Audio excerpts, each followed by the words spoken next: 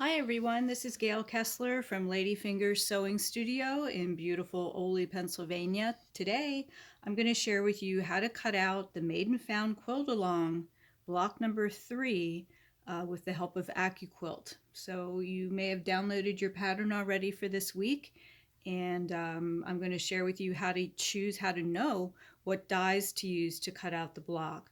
So you can see just like this, just like last week, this is a 9 patch. It is a 9-inch finished square. All of the blocks in this series are 9-inch finished. So we know then that since this block is divided into 9 equal parts, it's considered a 9 patch. If we know the entire block is 9 inches, then of course that means each unit, each one of these squares is 3 inches finished. So it's really easy to figure out what size die you need.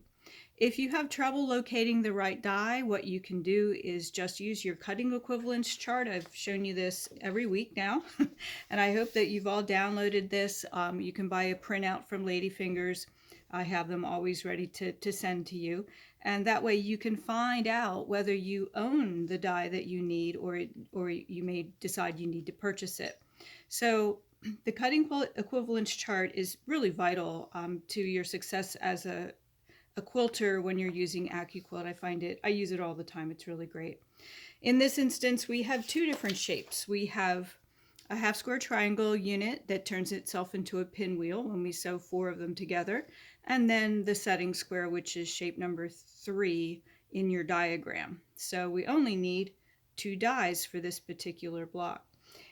I know that I'm going to be needing a 3-inch finished square, and then of course I know that I'm going to be needing a 1.5-inch finished half square triangle.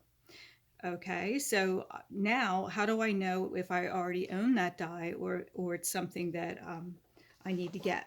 In the cutting equivalence chart, the first column is showing you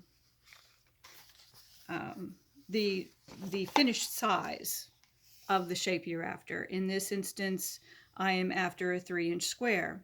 Then the next column shows you the actual die cut or hand cut size, and then it shows you the finished sewn size.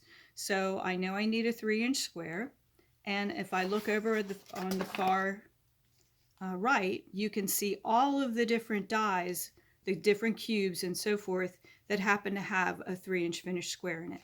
Same deal with the pinwheel, with the half square triangle. If I go to I need a 1.5-inch finished half square triangle, and you can see it's right here. And then over here, you'll see all of the different dies that have a 1.5-inch finished half square triangle in it. So again, I can't stress it enough. It's a great tool to have at your disposal so that you're never guessing or tearing apart your sewing room trying to find the right die. Okay, so I'm using dimples for my cutting today. I'm using an off-white that's called L7. I'm using a hot pink and a bright kind of a purpley color. I need 4 of the 3-inch squares, as you can see, and this is coming from my 6-inch cube. This shape is also in the 12-inch cube, and it's in lots of other dies as well. But I'm using the one from the 6-inch cube, which is number 55701, and it is considered shape number 1 from the cube. So I'm going to make those squares a dark color. I'm going to use this dark purple color, and I need 4, and I can cut up to 6 shapes or cut 6 layers of fabric with each pass on the die. Again, my grain line, you want the straight of grain going into the machine, which I have right here. So I have 4 layers. Notice the grain line is lining up with the die shape, not the die board, but the die shape, okay? Because that's what's getting cut, and that's what affects your grain line. Put the mat on top and run it through the machine. Okay. And there we go. Oh, I have a little snibble. I haven't cleaned my dies yet, have I? And the next one is the 1.5-inch finished half square triangle. So here we need 5 of them, 5 pinwheels worth. So that's quite a few triangles. And so I can cut up to 6 layers at a time. And you can see I'm using my scraps. So I can go this way. And since I need, what do I need, 20? Is that right? Yeah, I need 20 of the light triangles. And I just fold the fabric back over itself like this, just making sure that I'm covering the die blades with the fabric. Now, normally, if I'm not in front of a camera, I'm real careful. I can get really conservative with the fabric if I want to. But this is dimple, so I know where I can get more, right? So I have 2, 4, and here I can cut, I think that's 6 layers, 2, 4, 6, yes, 6 layers. And that's my straighter grain, I already know that. Put the mat on top. And I've said this several times already, I don't have to trim this fabric off if I'm using the Go Big cutter because I have lots of throat space. And this excess fabric can just come along for the ride. I don't need to trim it off. You can if you want to, but you don't need to in the Go Big.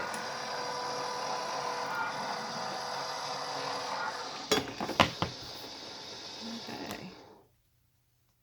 So we have, actually I cut, we have some extras. We only needed 20, and I believe I just cut 24 triangles. How about that? So I may use them in a future block. We'll see. All right, and this piece, it's the same deal.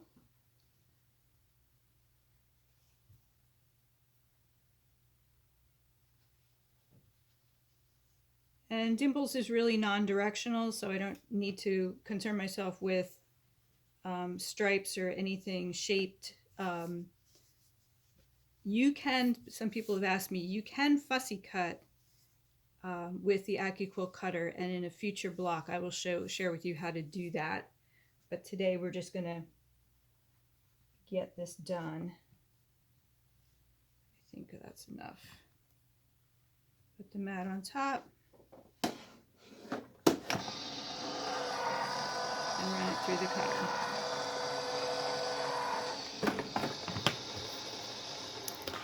Okay, and there's our triangles, and then we just lay out the block like you normally would and go ahead and sew. The beautiful one of the many beautiful things about the Accuquilt cutting system is the fact that the dog ears are already trimmed off our shapes. So it makes for very easy piecing, less trimming, and it adds even more to the accuracy of using Accuquilt. So I'm just going to sew my 1/4 inch seam, press my seams open, and away I go. I'm ready to rock and roll with this block. Remember too, when you're reading rotary cutter and sewing directions, things might be a little different with the way that you put your blocks together when it comes to Accuquilt. When many times in rotary cutter directions, you're going to see to take 2 squares, in the case of half square triangle units, that you would take 2 squares, put them right sides together, draw a diagonal line with a pencil, and then sew on either side of the pencil line, then cut them open, press them, and oftentimes true them up to whatever the finished sizes you want. That's all of that is not necessary with Accuquilt because your shapes are already cut perfectly. They go together perfectly and they sew just beautifully, and you don't have to worry about that. What's really nice about what Sarah Maxwell did with these directions is she does give you ironing pointers, pressing pointers, so the direction of the pressing for the seams if you're pressing to one side, which is what I do. It's really nice to have that in the directions, so we thank her for that. I hope you've enjoyed this short video. Next week we will have another block, another challenge, and I hope I see your pictures on the Ladyfingers Accuquilt Club Facebook page, on the Made and Found Facebook page, and on Ladyfingers regular Facebook page as well.